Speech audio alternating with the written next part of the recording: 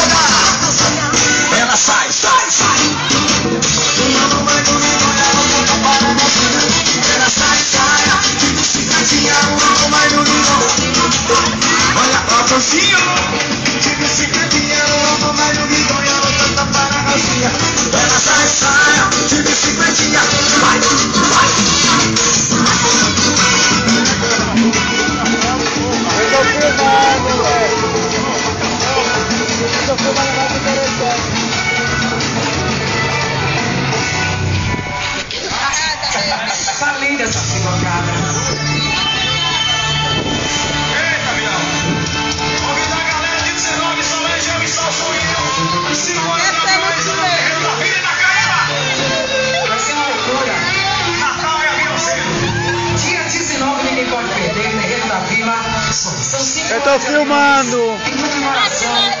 Aos 17 anos de sucesso. Um presente.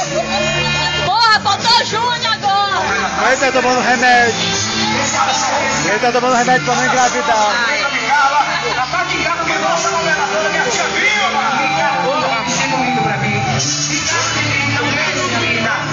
Que Vilma de farinha, essa querida. Daqui a pouquinho tem forrado moído, hein? Moído folia pra galera. Já viu esse moído em cima do rio?